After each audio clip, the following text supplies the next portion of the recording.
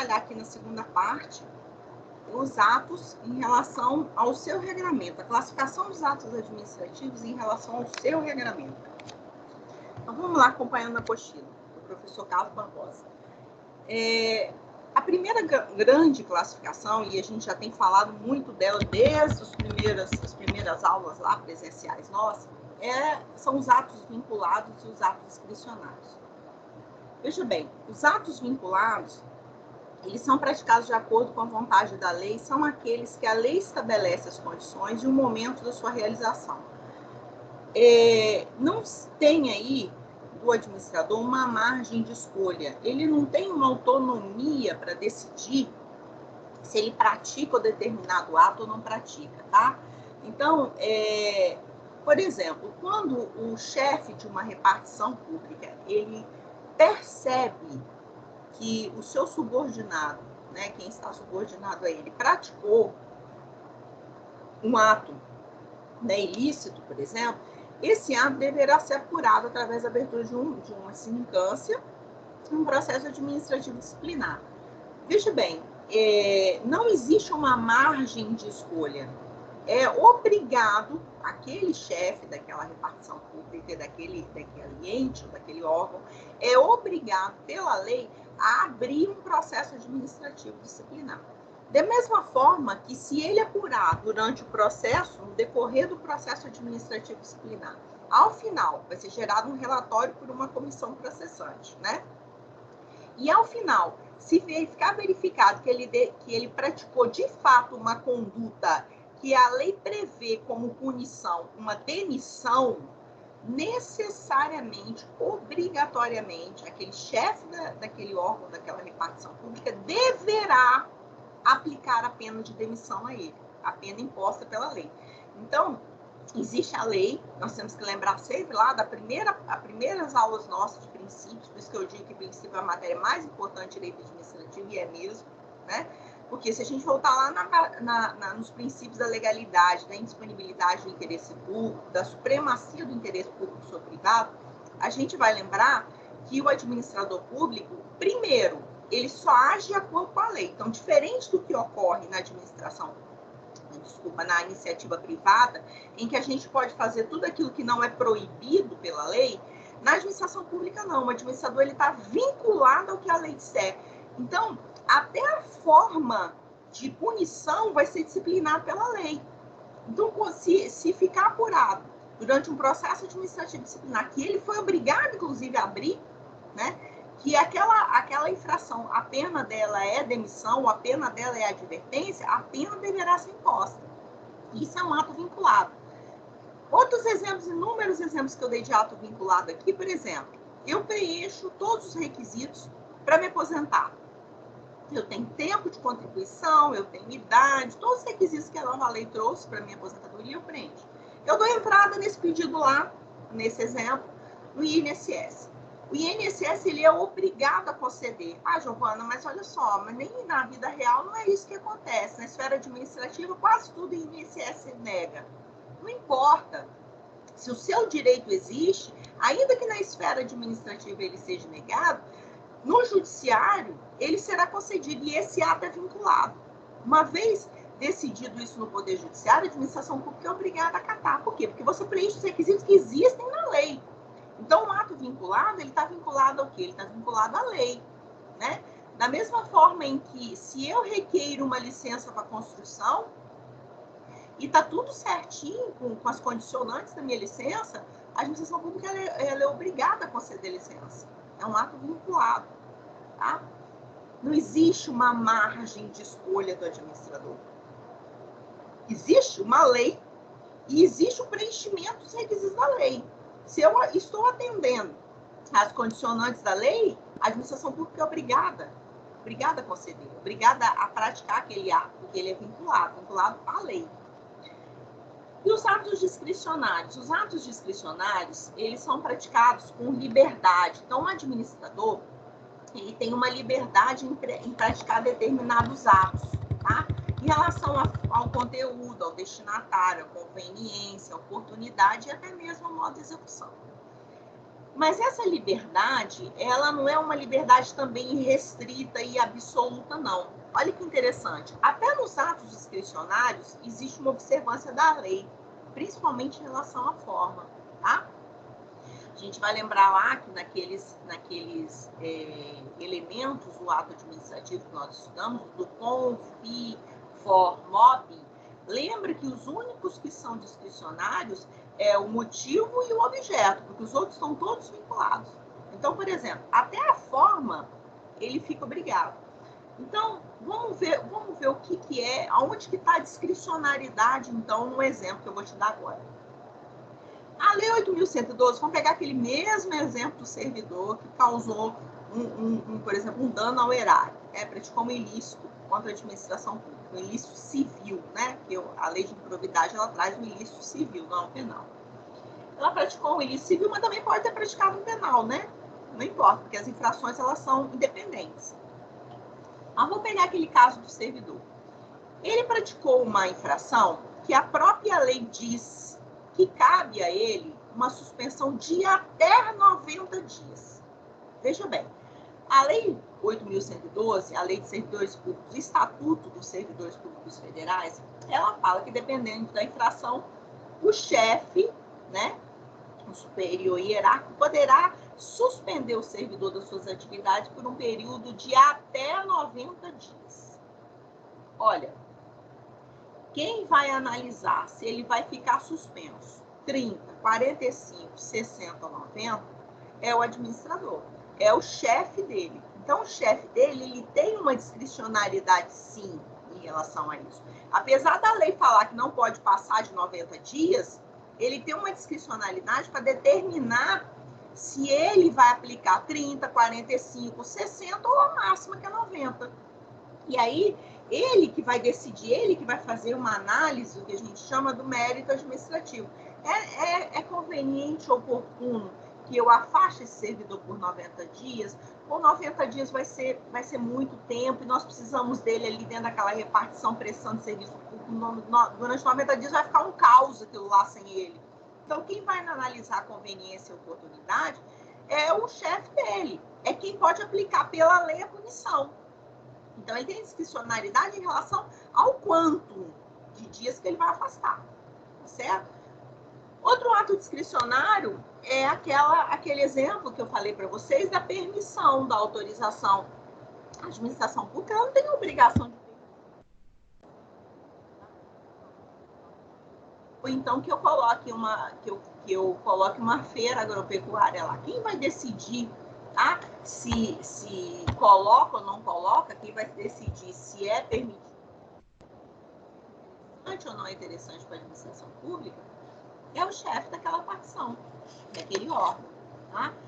E às vezes também o que pode acontecer, o fundamento para a prática desse ato, ele pode não ser só lei, pode ser conceitos jurídicos indeterminados, boa-fé, moralidade, razoabilidade, proporcionalidade. Então, às vezes, não é só a lei que vai direcionar ele se ele pratica ou não pratica aquele ato. Às vezes, até a questão do que é razoável, o que é agir com boa-fé, o que é ético.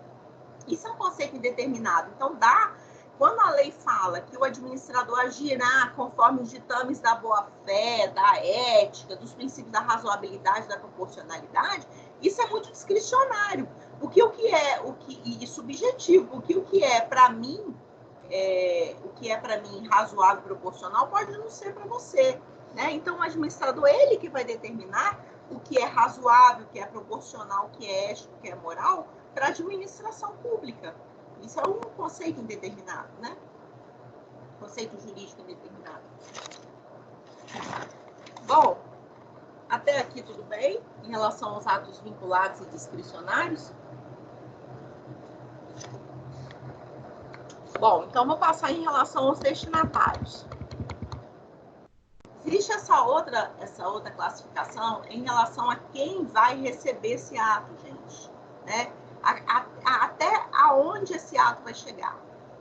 Quando a gente fala de atos gerais, a gente está falando de atos que têm cara de lei, tá? Cara de lei, não são lei, obviamente, não são lei, mas eles têm cara de lei. Por exemplo, como os decretos, tá? Eles têm destinatários indeterminados, tá? A gente não sabe exatamente quantas pessoas vão ser atingidas com aquele ato. Igual o exemplo que eu dei desse decreto presidencial, determinando aí que esses... regulamentando, na verdade, né, o que já foi determinado pela lei. Então, quem determina é a lei, o decreto, inclusive, ele jamais pode inovar no mundo jurídico, né, no ordenamento jurídico. Ele tem só que tratar de um assunto que já está disciplinado naquela lei, né, que ele está regulamentando. Então, esse decreto, quando, nesse exemplo do decreto de pagamento, né, desse auxílio aos profissionais liberais e autônomos, que o governo federal está dando, de R$600, quando o presidente da República edita esse decreto, tá, emana esse decreto para poder fazer esse pagamento, liberar esse dinheiro, ele não tem necessariamente ideia de quantas milhares de pessoas, milhões de pessoas ele está beneficiando, não. É um ato geral. Não se tem aí uma quantidade de pessoas determinadas, tá? Não pode se delimitar quem são as pessoas que vão ser atingidas, tá? Por isso que a gente fala que ele tem uma característica, ele tem uma cara como se ele fosse uma cara de lei, tá? Ele tem uma finalidade normativa, né? E atinge uma gama de pessoas que estejam na mesma situação jurídica nele estabelecidas, tá? Por isso ele tem o que a gente chama de natureza erga omnes, né? Aplicabilidade coletiva, não podendo ser objeto de uma impugnação individual. Tá? Então, o decreto aí é um exemplo de um ato geral, tá? Que tem cara de lei, não é lei, mas tem cara de lei, ele traz um comando aí, né, para destinatários indeterminados, um comando geral da coletividade. Ana, Oi? mas depende do decreto, né? Porque tem decreto de nomeação, aí é para uma pessoa determinada. Exatamente. Aí eu vou falar para você agora dos atos individuais e vou citar o exemplo do decreto de nomeação de uma pessoa, né, para um cargo comissionado, ou de, por exemplo, 20 pessoas que passaram no concurso público. Exatamente. Vou falar nisso agora. Bom, perfeita a sua observação. Então, olha só, em relação aos atos individuais, já pegando o gancho da colega, ele é dirigido a uma pessoa certa ou determinada ou um grupo de pessoas. Então, quando a colega falou assim, mas o decreto nomeando uma pessoa é um ato individual. Exatamente, porque ele está dirigido a uma pessoa certa e determinada. Mas ele também pode ser dirigido a uma coletividade. Por exemplo, foi feito um concurso público e a administração pública resolveu chamar os 20 primeiros aprovados. Isso a gente chama um ato individual plurimo, porque apesar de ser dirigido a uma gama de pessoas, a um tipo, né, a uma categoria, ele está atingindo mais de uma pessoa. Então, ele é direitos individuais que a gente chama como ato plurimo, tá? Por quê? Porque ele vai atingir várias pessoas. Nesse exemplo que eu dei, ele vai nomear 20 pessoas. Então, é um grupo fechado. É individual por quê? Porque ele está sendo direcionado a um determinado grupo. Mas ele é plurimo por quê? Porque dentro de um grupo não tem uma pessoa só, tem várias pessoas. Mas você pode ter um ato individual singular, que é o que a colega acabou de falar. Eu fui nomeada para exercer um determinado cargo. Só eu, Giovana. Foi direcionada a uma pessoa determinada, só a mim. Então, é um ato individual singular. Diferente do ato individual plurimo, né? Que é esse aí que pega um grupo apenas. Mas dentro de um grupo não tem uma pessoa só, tem várias pessoas. Que é o exemplo da nomeação desses 20 primeiros colocados. Então, eu tenho atos individuais direcionados a uma determinada categoria. Deu para entender? Tudo bem? Outro exemplo, então, que eu posso dar de um ato individual e plurimo ainda, tá? As isenções individuais de tributo.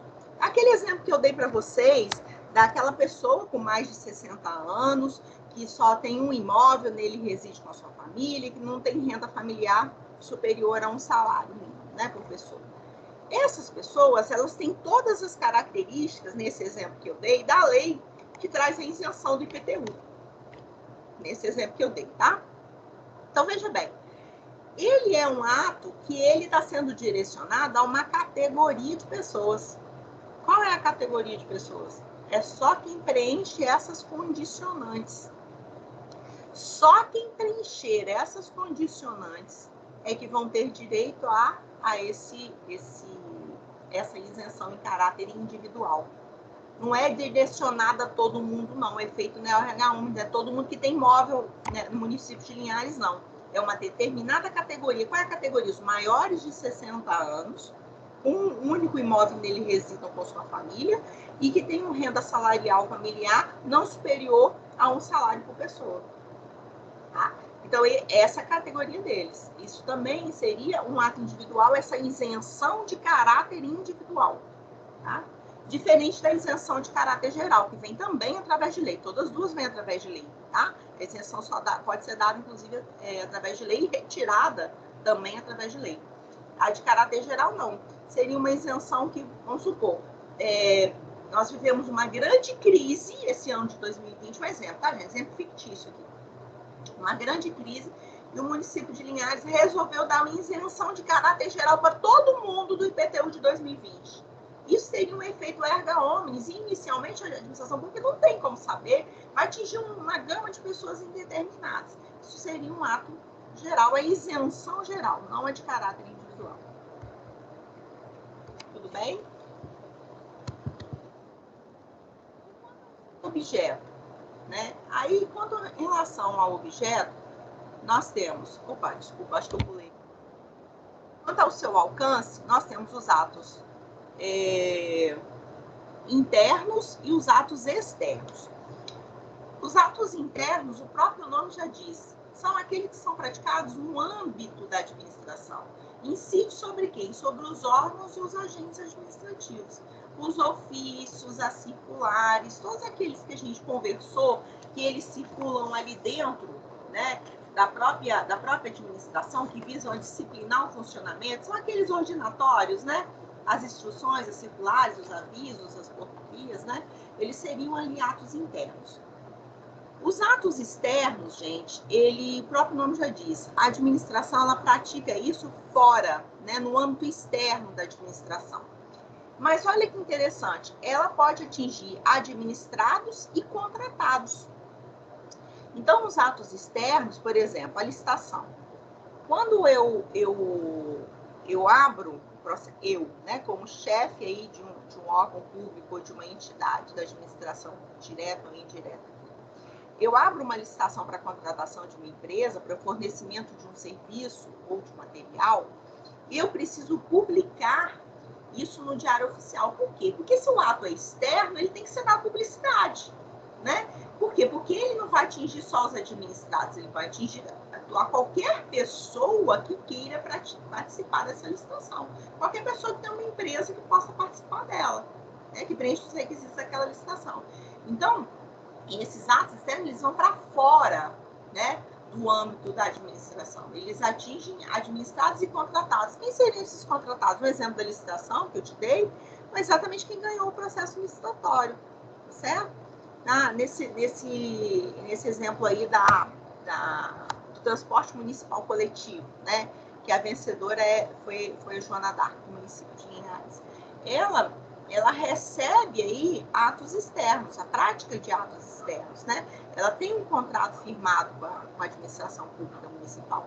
Então, os atos da administração alcançam a nós e a ela. Se tiver algum ato emanado pelo prefeito municipal no que tange ao transporte coletivo de dentro, uma determinação em relação à circulação da frota, vai atingir a nós que pegamos os ônibus, que somos usuários do serviço público, e vai atingir aos contratados também, a própria empresa concessionária de serviço público de transporte coletivo.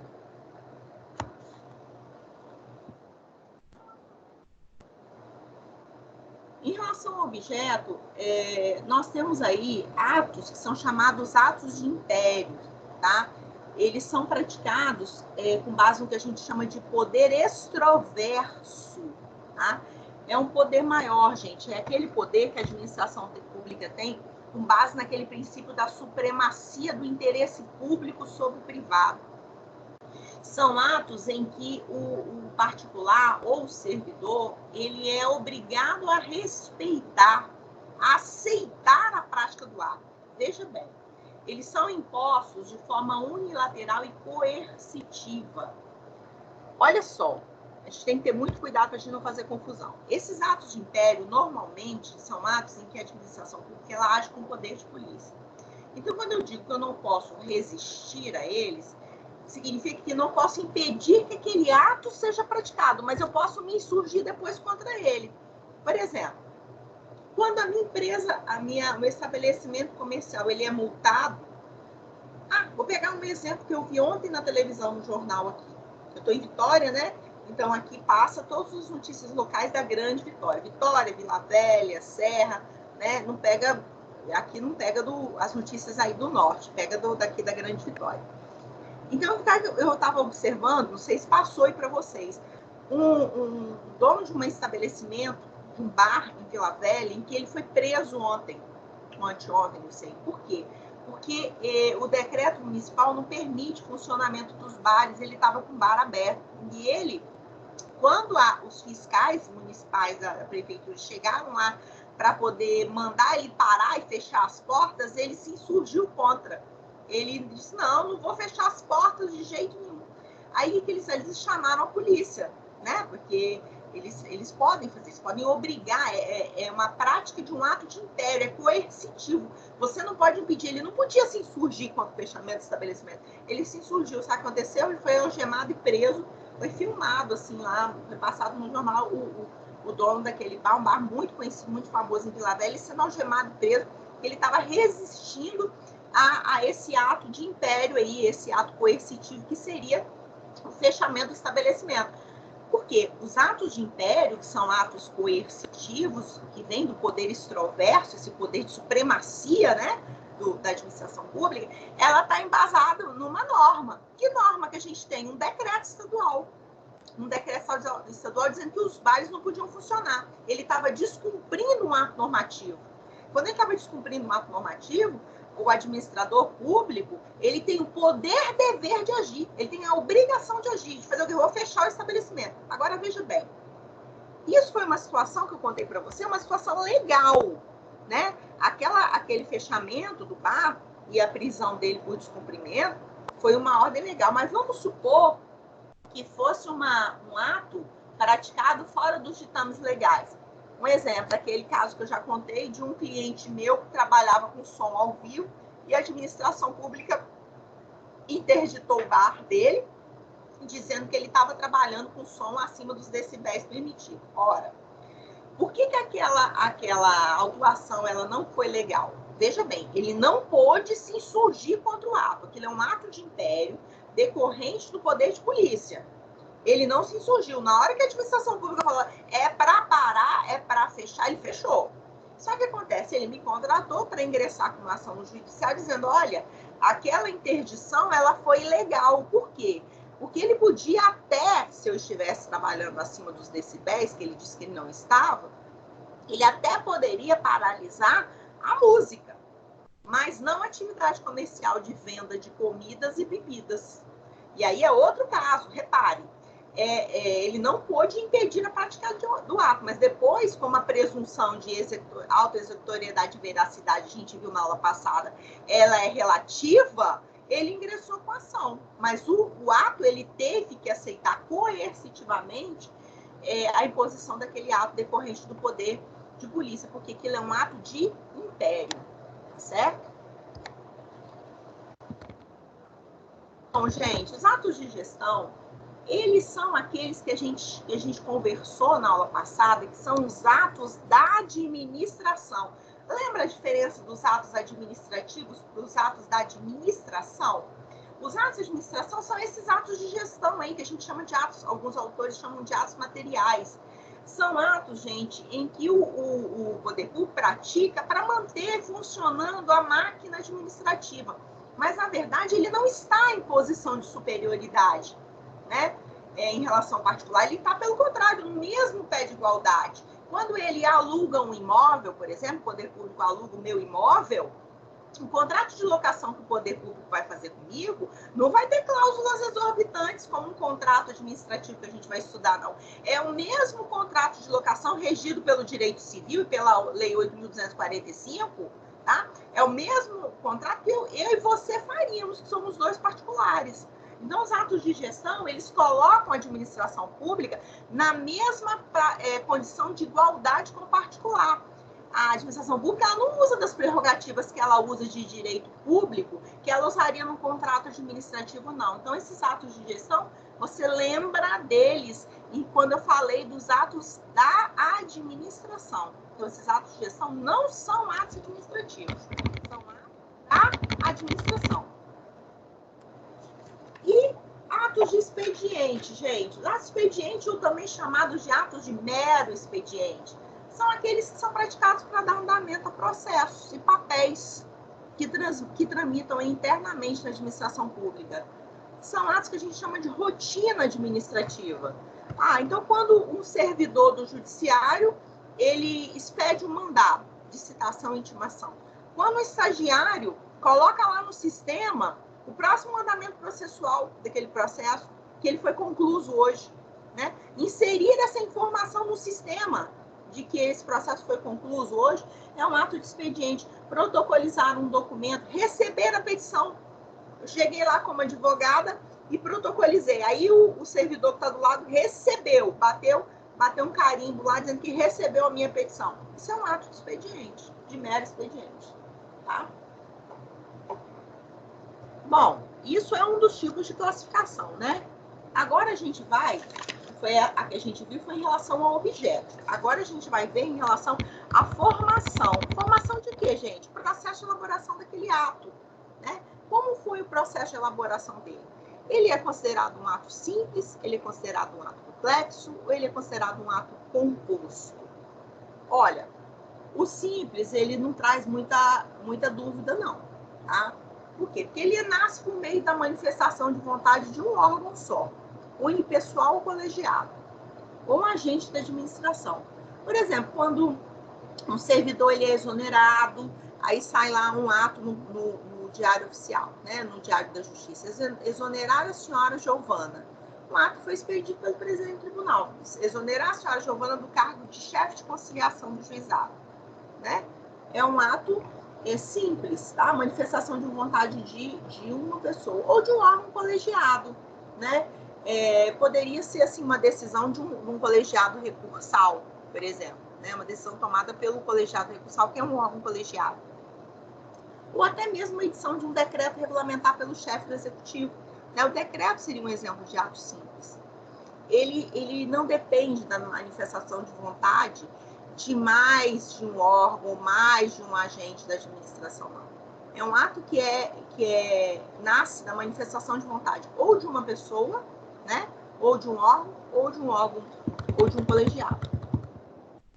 Às vezes traz confusão e é cobrado nas provas de concurso, tá? E esse aí é que a banca pega mesmo para dar margem de dúvida, é em relação ao ato complexo ou ato composto, tá? Qual a diferença de um ato complexo com um ato composto?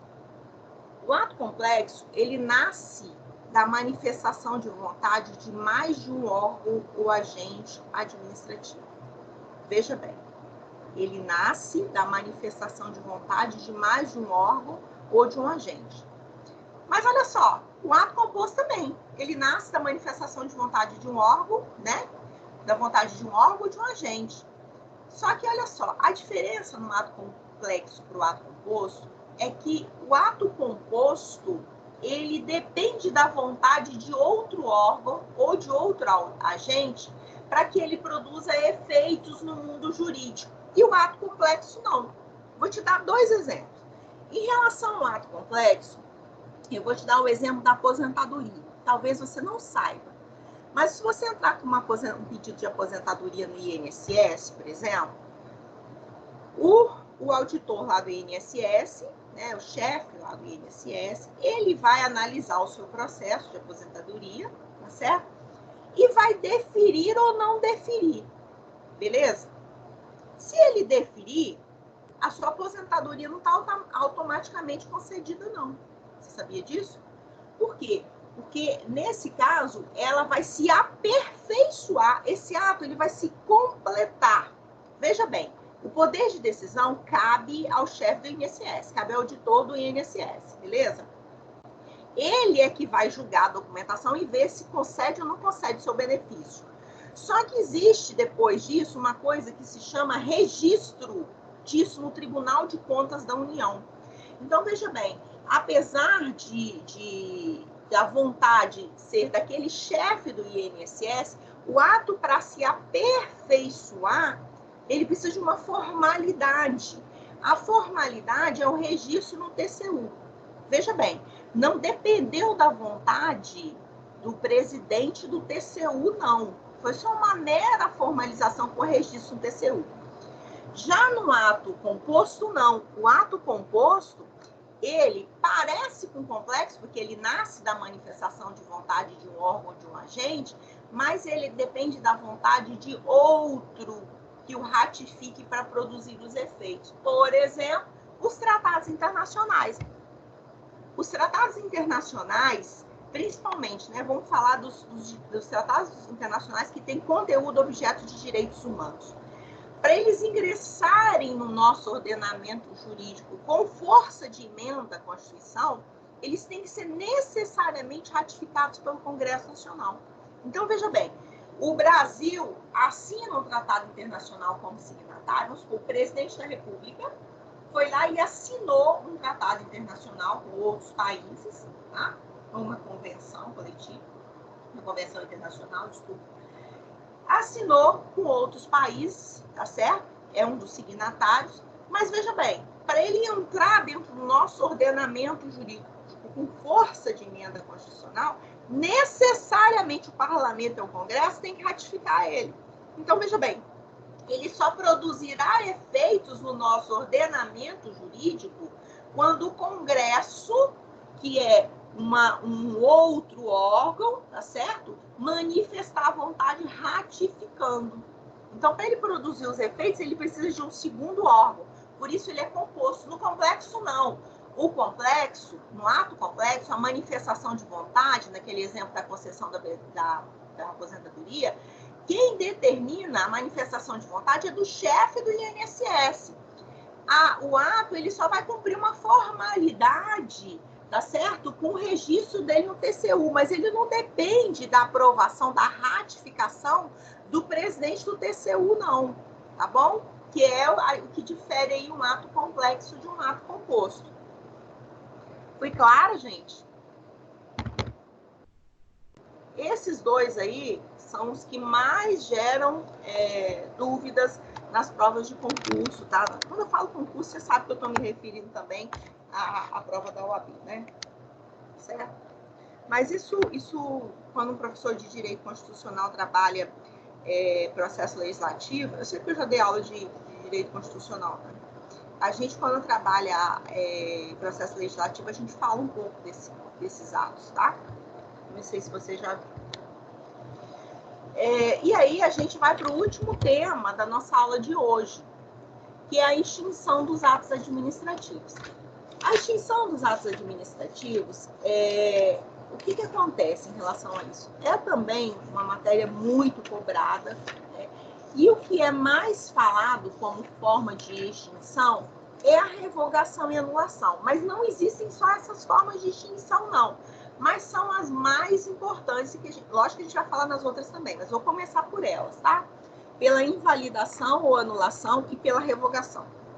Primeira coisa que a gente precisa trabalhar na nossa mente é essa questão dos conceitos. Quando eu falo invalidar ou anular um ato, eu estou me referindo que aquele ato ele vai contra a lei ou contra a legem, né? Ele fere a legalidade, né? Ele fere a lei. Então, quando eu digo que um ato administrativo ele tem algum vício de legalidade, eu digo que ele pode ser anulado ou invalidado. Que ele pode não, melhor, que ele deve ser invalidado ou anulado, tá?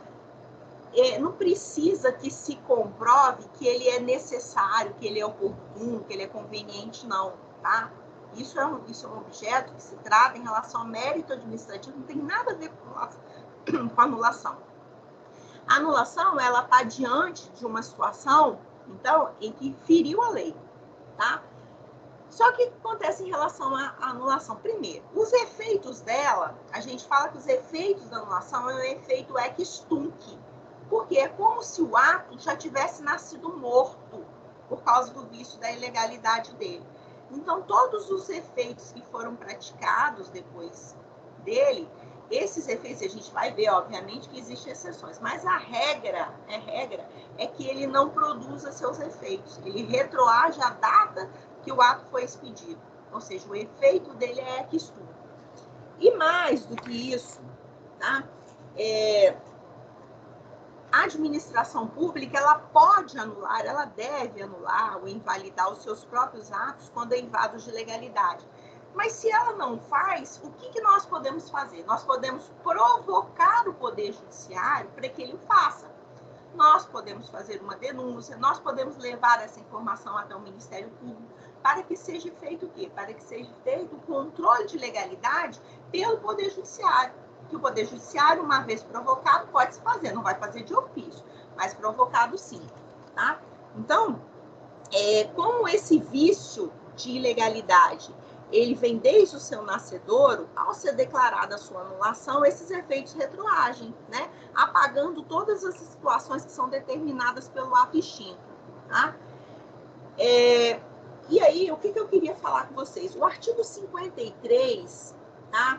Da Lei 9784 de 99, ele diz o seguinte, olha só, a administração deve anular, ele não está falando que pode não, ela está falando que deve, tá? Anular seus próprios atos quando eivados de vício de legalidade e pode revogá-los por motivo de conveniência ou oportunidade, respeitados os direitos adquiridos. Outra coisa, a súmula 473 do STF permite que a administração pública anule seus atos ilegais, né? Pode ser feita pela própria autoridade ou pelos seus superiores hierárquicos, tá certo? De ofício ou mediante requerimento. Então, ao verificar que um ato é ilegal, a administração pública ela deve anulá-lo, tá? É o teor da súmula. E em alguns casos a gente vai ver, que esse vício de ilegalidade poderá ser convalidado. Em alguns casos, eu vou tratar isso daqui a pouco com vocês. Mas a regra é que não há convalidação, tá?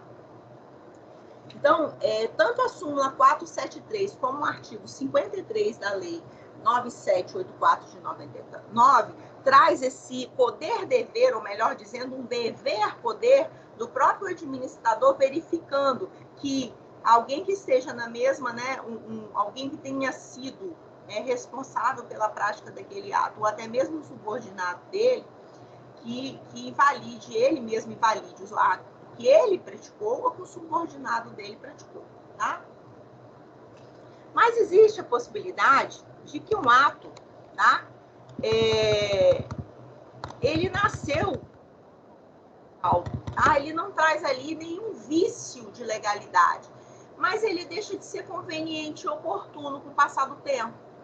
Aí, a sua extinção pode ser declarada somente pela administração pública, através do que a gente chama de revogação do ato administrativo.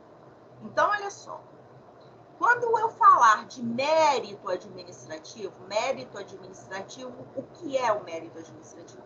É a administração pública analisando se aquele ato é conveniente e oportuno para o interesse público, interesse da coletividade. Então, quando eu falei naqueles casos da autorização, da permissão, o poder público analisou, será que é conveniente eu permitir que se coloque uma banca de revista? Será que é conveniente que eu autorize que se faça a roda de boteco na Praça 22 de Agosto? É conveniente, oportuno, é bom para o interesse público, a coletividade, o lazer? É interessante. A administração pública, quando ela perceber que aquele ato ele não é mais conveniente e oportuno para o interesse da coletividade, aí ela revoga. Mas veja bem, não cabe ao Poder Judiciário revogar, tá? Só cabe ao Poder Judiciário invalidar se o ato for ilegal. Mas para discutir se ele é conveniente ou oportuno, isso não cabe de forma nenhuma ao Poder Judiciário, tá? Então, pode acontecer que, apesar de inconvenientes, eles sejam legais, então, de acordo com a lei. Porém, esses atos, eles não trazem mais benefício para a coletividade, foi o que eu falei. Assim, os efeitos deles são mantidos, tá? Tudo que foi praticado durante o momento que aquele ato estava em vigor, tá valendo. A revogação, os efeitos da revogação passam a ser de agora que o ato foi revogado para frente, da decretação da revogação dele para frente. Então, o efeito não é ex tunc, o efeito é ex nunc. Então, veja bem, quando eu permitir que a banca de revista, né, a banca de jornal, se instalasse numa praça, durante um ano e meio, 2 anos que ela ficou ali, tudo que aconteceu durante aquele período foi válido, foi legal, era considerado conveniente e oportuno. A partir do momento que dá um decreto revogando, olha, para que banca de revista? Os jornais hoje em dia são todos eletrônicos, uma gama de informação na internet, ninguém quase compra mais revista impressa, nem jornal impresso, não é mais conveniente para a administração, vamos colocar outra coisa ali dentro, vamos colocar uma lanchonete ali, não é mais conveniente e oportuno. Olha, aquele ato, ele deixa de gerar efeitos a partir da revogação dele, não retroage, tá certo? Então, quais são as principais características aí que nós teríamos em relação à anulação e à revogação? Olha só, tem um quadrinho aqui, né, para a gente memorizar, nessa apostila do professor Carlos Barbosa. Bom, ele diz o seguinte: anulação, então, a razão é quando o ato é extinto porque ele é ilegal.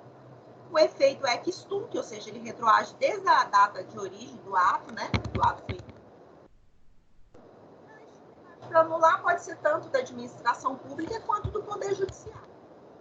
Outra coisa, a anulação, gente, ela alcança tanto atos funcionários. Oi? Essa anulação é total ou pode ser parcial? Ela é total, tá? A não ser nos casos que a gente vai ver daqui a pouco de convalidação. Aí é possível que o ato seja convalidado. Mas, via de regra, se o ato ele é ilegal e não cabe convalidação, porque o vício de ilegalidade não pode ser sanado, ele é totalmente cancelado. Só que a gente vai ver, nós vamos ver daqui a pouco, que existe possibilidade de que efeitos, né, que atingiram terceiros de boa-fé sejam mantidos. Isso a gente vai ver daqui a pouco. Então, é possível que um ato, mesmo anulado, ele gere efeitos para terceiro de boa-fé. Então, isso aí a gente vai ver que é perfeitamente possível. A gente já viu em direito civil sobre ato nulo e ato anulável. Aí eu queria saber se tem alguma coisa que se aplica na administração pública. Não. Na administração pública, ótimo você falar isso. Na administração pública, para nós, na administração pública, não tem diferença. Anulabilidade e invalidade para o direito administrativo é a mesma coisa. Todos eles padecem de um vício de ilegalidade, que poderão ser sanados ou não sanados. E mesmo que não sanados, se ele atingir direitos de pessoas de terceiro de boa-fé, ainda assim, apesar de anulado ou invalidado, aquele terceiro de boa-fé, para ele, aquilo vai estar valendo, que é o que eu vou falar daqui a pouco. Então, em direito administrativo, não se preocupa com a diferença de anulação para invalidação. Para nós aqui, anulação e invalidação é a mesma coisa. É quando um ato padece de um vício de ilegalidade. Combinado? Ok? Então, olha certo, só. ok. Então, olha só.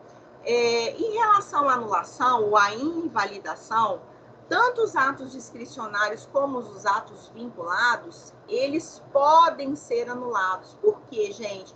Porque o vício de legalidade, ele pode existir tanto num ato em que é vinculado, como num ato que foi de livre escolha pelo administrador, tá certo?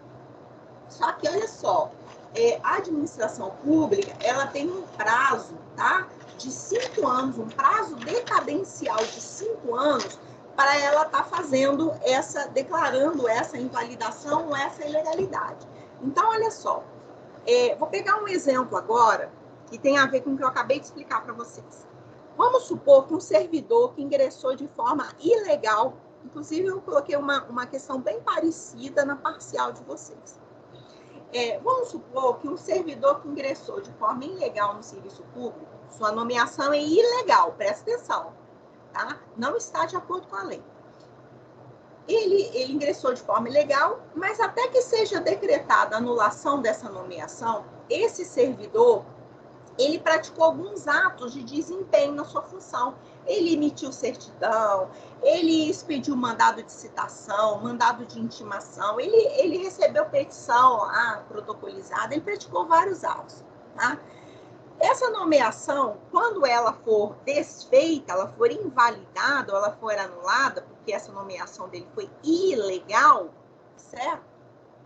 Essa certidão que foi emitida por ele, presta atenção, mas essa certidão que foi emitida por ele durante o período em que ele estava trabalhando, ela não vai ser invalidada.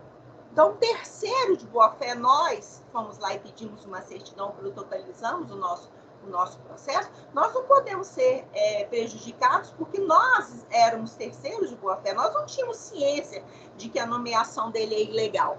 Então, essa nomeação, mesmo sendo desfeita, essa certidão ela continuaria sendo válida, pois o destinatário era um terceiro de boa-fé.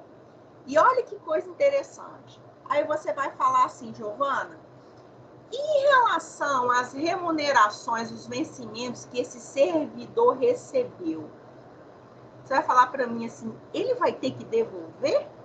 Tá, porque veja bem, se eu disse que o ato de anulação, ele retroage que seus efeitos são ex-tunc, que são desde o nascimento, né, desde a expedição do ato, se ele vai voltar lá atrás, como é que fica essa remuneração que esse servidor recebeu? Veja bem, gente, embora esse vínculo seja nulo, ele prestou serviço ao Estado. Certo? Existe uma coisa chamado de enriquecimento ilícito. O Estado aqui com letra maiúscula, né, a administração pública, ela não pode se enriquecer ilicitamente às custas do labor, do trabalho do outro. Então, embora o vínculo fosse nulo, em relação aos vencimentos que ele recebeu, se ele, preste atenção, se ele efetivamente prestou o serviço, foi lá e elaborou, ele não tem que devolver. Agora, olha a diferença de um exemplo que aconteceu na minha família. Presta atenção, como isso é completamente diferente. A mamãe, quando ela morreu, ela recebia aposentadoria, porque ela era professora aposentada, ela recebia aposentadoria professora estadual, pelo IPA-JM, que é o Instituto, né, de Previdência dos Servidores Estaduais. E ela também recebia uma pensão por morte do companheiro dela, não era meu pai, era o companheiro dela, o segundo companheiro dela. Quando a mamãe morreu, a gente comunica, imediatamente nós abrimos inventário. A gente abriu inventário imediatamente, tá? E nós fizemos todas essas comunicações aos bancos, imediatamente a todos os bancos que mamãe tinha conta e tudo mais. Mamãe tinha conta no Banco do Brasil e a aposentadoria dela, ela entrava em crédito em conta automático no Banco do Brasil. Mas nós tínhamos informado ao Banco do Brasil, a Caixa Econômica, todos os bancos que mamãe movimentavam, que mamãe tinha falecido, juntamos certidão de óbito e tudo mais. Tá certo? Minha irmã inventariante fez isso. Fizemos tudo certinho, tudo dentro da legalidade. Começou a entrar depósito, uns 2, 3, acho que até 3 meses depois, da aposentadoria da mamãe na conta do Banco do Brasil. Mesmo a gente tendo informado que a mamãe tinha morrido. Olha só. E a gente nem sacou esse dinheiro, a gente largou esse dinheiro lá, porque a gente sabia que nós tínhamos que devolver. Olha a diferença. Mas a gente não sabia como operacionalizar isso. Nós ligávamos lá para o IPA-JM, IPA-JM não sabia dizer como que a gente devolvia esse dinheiro, não podia receber o dinheiro, disse que eles não podiam receber o dinheiro, que dependia de um outro ato para a devolução desse dinheiro e tudo mais. Aí, veja bem, depois de um tempo, esse dinheiro lá parado na conta, a gente não mexeu, nós recebemos um ofício, tá certo? Do IPA-JM, do Instituto, né, de Previdência, mandando, então, que a gente, através de um DAS, né, documento de arrecadação, de arrecadação estadual, né, eles mandando, então, que a gente devolvesse esse dinheiro através do pagamento da guia, tá? E aí a gente devolveu. Você repare essa situação que eu acabei de falar para você. Aquele ato, né, do que foi o pagamento da aposentadoria da mamãe depois que a mamãe estava morta, esse pagamento, ele não era um pagamento legal, ele era ilegal. Esse ato de pagar, né, de acreditar esse dinheiro na conta da mamãe, era ilegal por quê? Porque a mamãe já estava morta, né? Então, nesse caso, nós tivemos que devolver o dinheiro. Nós já estávamos, inclusive, esperando para ver como que a gente fazia, operacionalizava a devolução desse dinheiro. De fato, a gente devolveu. Então, veja a diferença.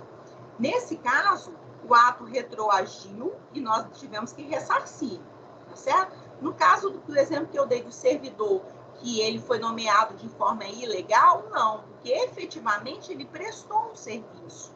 Então, você também não pode admitir que o Estado tem um enriquecimento ilícito, tá? Que também é vedado. Então, pelo labor dele, ele recebe. Então, olha só, na revogação, continuando aqui o nosso quadrinho, na da invalidação da anulação. A razão aqui é quando o ato se extingue porque ele é inconveniente e inoportuno. Não é mais de interesse público que aquilo continue acontecendo. E os efeitos são ex nunc, é dali da revogação para frente. E só quem pode fazê-lo é a administração pública. O judiciário não pode, tá bom? É possível, gente, anulação, tá? Esqueci de falar para vocês, é possível a anulação de um ato discricionário por conta de um desvio de finalidade. Só voltando aqui um pouquinho para relembrar uma coisa que eu falei na aula passada para vocês. Vocês lembram que eu dei aquele exemplo daquele ato administrativo discricionário de remoção de um servidor de uma comarca para outra? Então, veja bem. Um ato discricionário seria, né, o presidente do tribunal decidir se é conveniente remover o servidor de uma vara para outra vara. Vamos supor que ele entende que é conveniente. Fala assim, olha, esse servidor está aqui nessa vara, tá? Na primeira vara civil, um exemplo, mas a segunda vara civil só tem um servidor e 2 estagiários. Esse servidor, inclusive, está precisando tirar férias. A gente vai remover ele temporariamente para essa segunda vara, porque é imperiosa a necessidade da prestação de serviço público. Veja bem, esse ato de remoção ou de lotar, né, provisoriamente, temporariamente, esse servidor na segunda civil, foi um ato que foi analisado de forma discricionária e foi analisado pelo chefe, nesse caso, o diretor do fórum ou o presidente do tribunal, né, dizendo o seguinte, olha, é conveniente que ele vá para lá. A partir do momento que ele perceber que não é mais conveniente, que lá já tem servidor, já foi nomeado, já tomou posse um outro servidor lá, e aí a normalidade do serviço já voltou, ele pode revogar aquele ato de remoção e voltar com aquele servidor para a comarca de origem, desculpa, a vara de origem dele, onde ele foi lotado quando ele foi concursado, tá certo? Então, não é mais conveniente, não é oportuno, ele revoga o ato, acabou. Só que pode acontecer que esse ato discricionário, que foi o exemplo que eu dei na aula passada, ele possa acontecer com o que a gente chama de desvio de finalidade. Lembra daquele exemplo que eu dei do juiz, que tendo um servidor da vara, que era desafeto dele, ele pede para o presidente do tribunal remover ele, dizendo que é de interesse público, mas na verdade vai ficar livre do desafeto dele? Você está diante de um ato que ele é discricionário, mas ele cabe o quê? A anulação. Não é a revogação, é a anulação. Então, você tem um ato discricionário anulado. Anulado ou pela própria administração ou pelo Poder Judiciário. Se eu, que sou a servidora, que fui removida, porque eu era do desafeto, me sinto prejudicada e provo que eu fui removida por causa disso, eu entro com uma ação na justiça e volto para lá. Porque aquele ato ele foi inválido, ele é ilegal. Houve o que a gente chama de desvio de finalidade.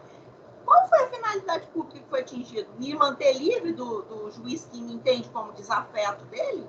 Isso é uma finalidade pública? Não. Se eu comprovar que naquela outra vara tem até mais servidor do que aonde eu estava lotada, e que aquilo foi simplesmente para se livrar de mim, porque eu sou alguém, uma persona não grata lá, né? Se eu provo isso, aquele ato ele é invalidado. Então, você tem um ato discricionário que foi invalidado porque ele padeceu de um vício de ilegalidade, ou o que a gente chama de desvio de finalidade. Tá?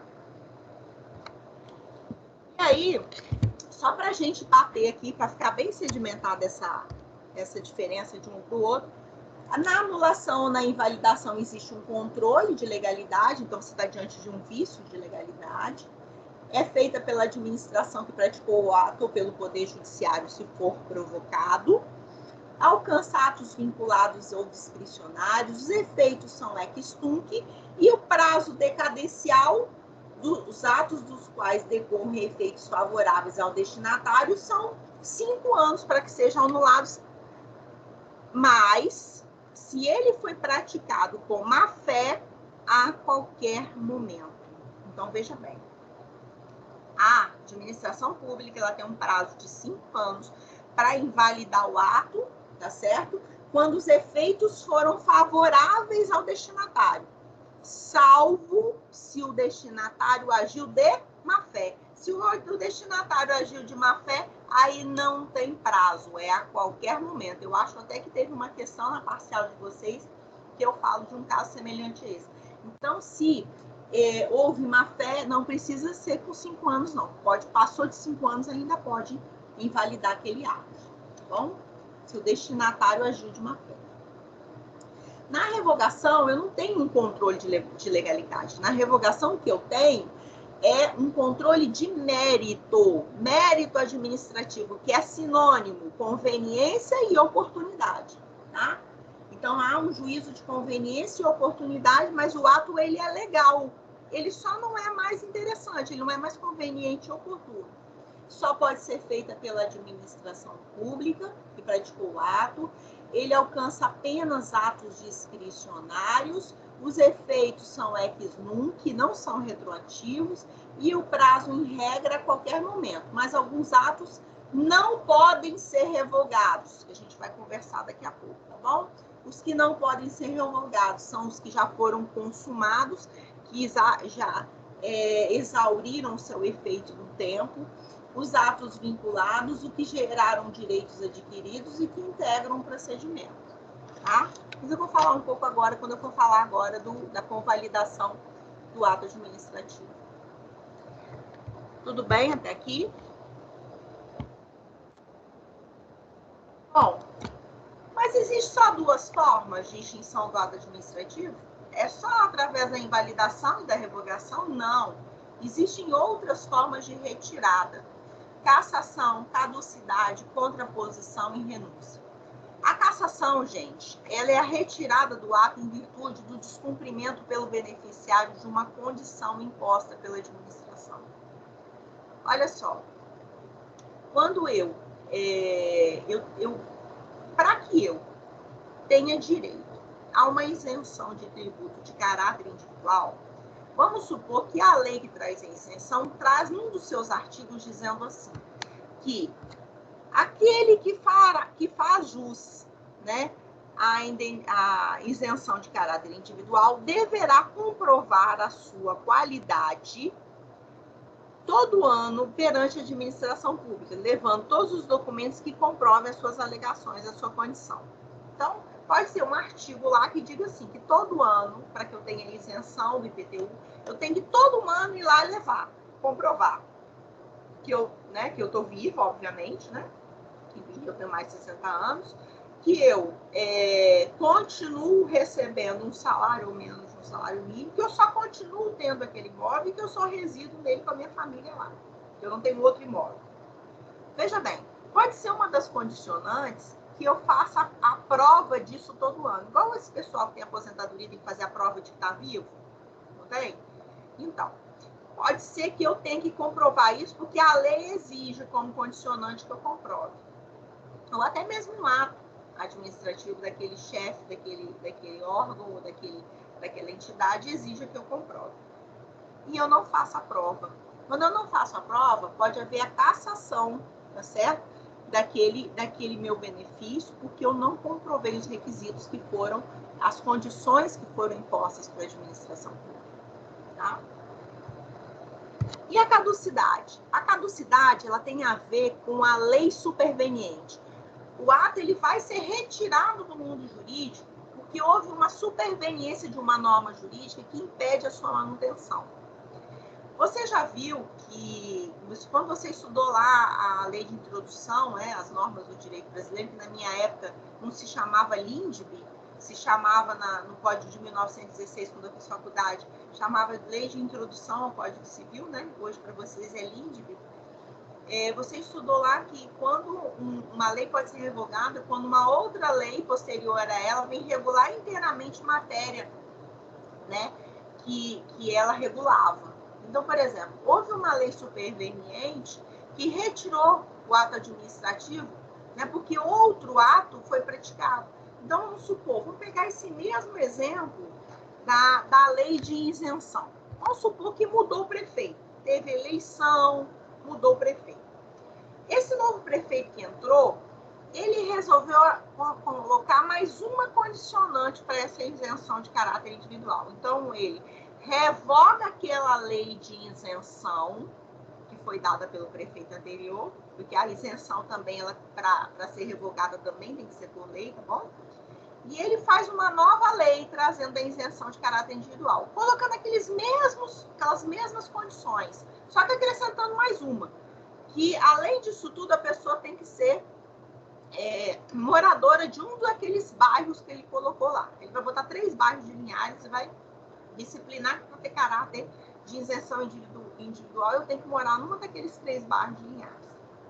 Veja bem, essa nova lei que entrou agora em vigor, tá? Ela retirou o ato administrativo que estava em vigor antes, que era a minha isenção que eu tinha de caráter individual.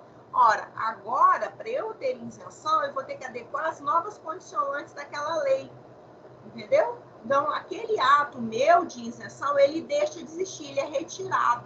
Por quê? Retirado do mundo jurídico. Ele não gera mais efeito, por quê? Porque veio uma norma que impediu a sua manutenção. Agora, eu não preencho mais as características. Veio uma nova lei trazendo novas condicionantes. Tá? Ou derrubada. A contraposição ou derrubada é mais ou menos quando acontece o seguinte: vem um novo ato que impede a manutenção porque ele se tornou contraditório. Ou seja, é um ato que antes permitia a prática de uma conduta minha e vem agora um novo ato que impede essa conduta. Por exemplo, vamos supor que é permitido hoje, através de uma lei municipal, né, que se coloque cadeiras, os estabelecimentos comerciais coloquem cadeiras em cima da calçada após as 20 horas. Aí existe uma lei municipal em Linhares, a lei de zoneamento urbano, que permite que os estabelecimentos, os bares e restaurantes coloquem cadeira nas calçadas a partir das 20 horas. Existe isso, tá? Vamos supor que venha agora uma nova lei, a uma regulamentação que seja completamente oposta, dizendo, olha, de agora para frente as calçadas só poderão ser utilizadas depois das 20 horas para os transeuntes, né? Para as pessoas que vão passar ali. Esse novo ato que vai vir agora, que pode ser um ato normativo, né? Inclusive, ele vem como um ato contraditório, uma contraposição, uma derrubada. Tá? E a renúncia? A renúncia é interessante porque ele deixa de existir porque é uma rejeição pelo beneficiário. A retirada desse ato do mundo jurídico se dá não porque a administração quis tirar, mas porque eu, beneficiário, não quis mais ele. Por exemplo, eu não tenho mais interesse em uma licença, porque eu vou fechar o meu estabelecimento, vou parar com as minhas atividades, eu não quero mais, tá? Eu não quero mais mexer com comércio, eu quero mudar de ramo na minha vida, eu não quero mais comércio. Eu vou simplesmente renunciar eu não tenho mais interesse naquela licença. Ou eu era aposentada, tá? eu tinha um problema de saúde, um exemplo, né? Não que causasse invalidez, não, alguma coisa. E aí eu me curei.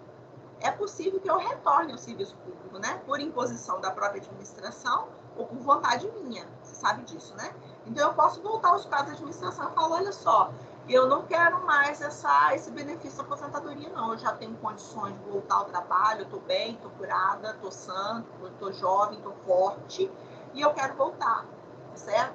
Então, é uma renúncia, porque é uma rejeição da minha parte como beneficiária daquele ato da aposentadoria. Tudo bem até aqui?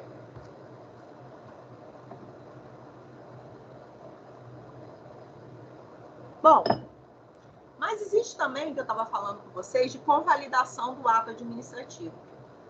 É possível que um ato seja convalidado, gente. Então, a convalidação é um ato jurídico praticado pela administração para corrigir um determinado ato anulável. Olha que interessante. Quando a gente estava falando de um ato anulável, invalidado, a gente estava falando de um ato que ele teria efeito ex tunc, né? Que ele voltaria lá desde a sua origem e não produziria efeito, tá? Mas acontece que, dependendo do tipo de vício, pode ser sanado. Eu vou te dar um exemplo. Que aconteceu comigo, inclusive, né? Eu sou ótima porque eu tenho um exemplo tributário, eu tenho um exemplo administrativo, eu tenho um exemplo quando não é comigo, é com mamãe, é com alguém da família, né? Então, eu vou te dar um exemplo real. Quando eu exerci um cargo de chefia na Corregedoria Geral de Justiça, quando o corregedor geral viajava e precisava fazer algum pagamento, assinar alguma ordem de serviço ou pagar ordem de pagamento para um fornecedor, necessariamente 2 servidores tinham que assinar o cheque ou a ordem de pagamento. Quando ele estava lá, era ele e a controladora geral. Quando ele viajava para tirar férias ou fazer correição pelas comarcas, eu ficava com uma segunda assinatura, tá? Naquela ordem de pagamento.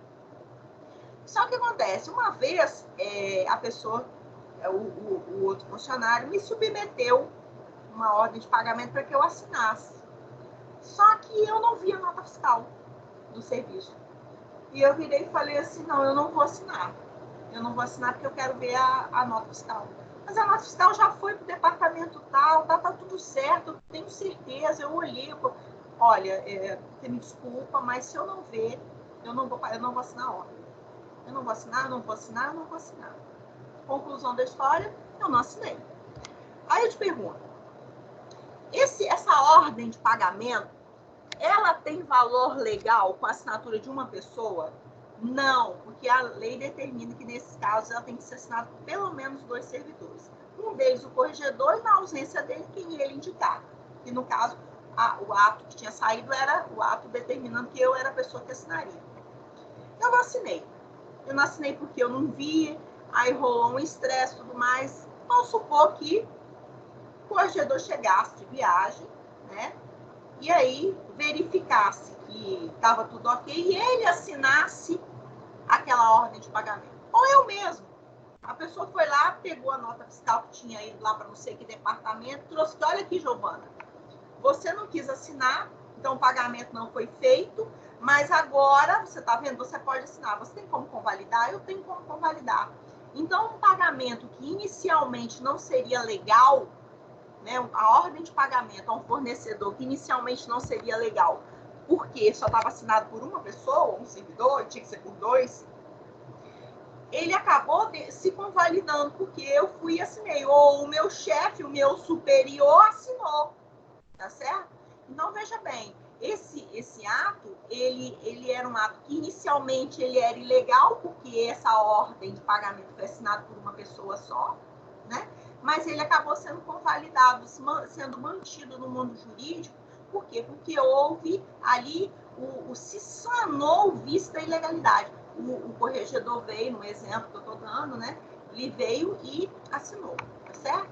Então, esse instituto ele pode ser utilizado tanto em atos vinculados como discricionário.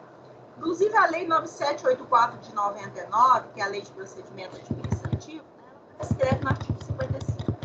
Em decisão na qual se evidencie não acarretar em lesão a interesse público nem prejuízo a terceiros, os atos que apresentarem defeitos sanáveis poderão ser convalidados pela própria administração. Vamos pegar o exemplo que eu te dei. Acarretou lesão ao interesse público? Não. Não, era uma mera formalidade. O que eu não estava cumprindo era a forma. A forma da prática daquele ato, que era um ato vinculado à forma, é que dois assinassem. Mas não estava criando lesão ao erário, não, porque era justo, era legal o pagamento, o serviço havia sido prestado. Eu só não formalizei uma forma que estava prescrita em lei, que era a assinatura de duas pessoas. Não estava ferindo o interesse, porque ninguém estava causando dano ao erário, não. O pagamento era legal, era justo. Tá? A empresa realmente prestou o serviço. Nem prejuízo a terceiro. Então, nesse caso, esse vício, ele foi sanável. E o ato que inicialmente havia sido ilegal, né, porque assinado por uma só pessoa, a ordem de pagamento, ele acabou se convalidando, passou a ser legal. Então, com base na legislação mencionada, podemos entender que a convalidação é uma faculdade que é concedida à administração. Então, o administrador ele poderá constatar o defeito da legalidade e anular ou convalidar. Então, nesse mesmo exemplo que eu dei para você, o Corregedor-Geral de Justiça chegando, esse mesmo exemplo que eu te dei, ele podia simplesmente assinar a ordem de pagamento, ou ele podia virar e falar assim, não, Giovana estava certa, tá? A assinatura tinha que se dar mediante a vista da nota fiscal. Estou invalidando o ato. Ele poderia ter invalidado?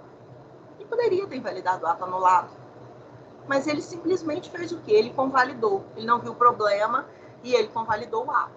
Mas cabe a ele decidir, nesse caso, se ele ia invalidar ou se ele iria convalidar. Invalidar ou convalidar. Somente poderá ser objeto de convalidação os atos cujos defeitos forem sanáveis. Se for um vício que recai no alimento competência, salvo se for exclusiva, ou a forma, salvo se essa for substância do próprio ato administrativo. Tá? Aí não tem jeito de convalidar. Ao ser convalidada, a correção do ato retroage à data da sua elaboração, tendo assim um efeito ex tunc. Então, olha que interessante. Um ato que inicialmente seria ilegal, invalidado, e que já ia ser considerado morto, nascido morto, quando ele é convalidado, ele retroage, né? Ele volta, ele é ex tunc, é como se ele fosse legal de novo. Quem era ilegal tornou-se legal, né? Então ele volta e retroage, todos os efeitos que foram praticados serão considerados válidos. Tudo bem? Gente, alguma dúvida em relação a isso?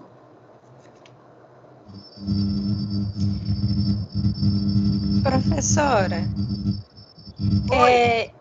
e se for possível a convalidação? Tá. Oi?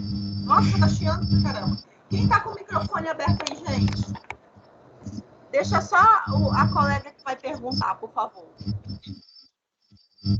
Só a colega que vai perguntar mantém o microfone aberto, porque tá dando muita interferência. Pode falar. Então, sendo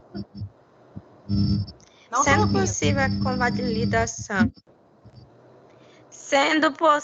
convalidação, e ele assim não fizer, ele responde por algo? Não, porque você viu que a convalidação... Não. Pelo contrário, a convalidação, ele decide se ele convalida ou se ele invalida. Isso aí é o poder discricionário. Você lembra esse exemplo que eu dei do corregedor? Ele poderia ter assinado e convalidado o ato, como ele poderia ter entendido que aquele ato não era passível de convalidação. Então, na verdade, ele tem a discricionalidade de decidir se convalida ou não. Certo? Tudo bem? Eu preciso que vocês tomem muito cuidado quando vocês estiverem estudando invalidação e anulação de atos administrativos com os atos do direito civil, lá no direito civil, os atos negociais, tá? Pelo amor de Deus, eles são completamente diferentes. São institutos completamente diferentes. Porque é só você pensar o seguinte, Nas relações privadas de direito civil, tudo que não é proibido é permitido. Então, os particulares, eles têm uma discricionalidade, inclusive uma liberdade na forma, né, de praticar o ato, que o administrador público ele não tem. Porque o administrador público está regido pelo direito público e ele, então, está muito amarrado, né, ao princípio da legalidade, que é um dos pilares, né, do regime jurídico administrativo. Então, eu preciso que você tenha que, quando você estiver estudando em validação e anulação do ato administrativo, você esqueça o direito civil, matrimônio. Esqueça o direito civil, tá bom? Para que não te faça confusão, tá? Alguém tem alguma dúvida em relação à matéria que foi tratada hoje?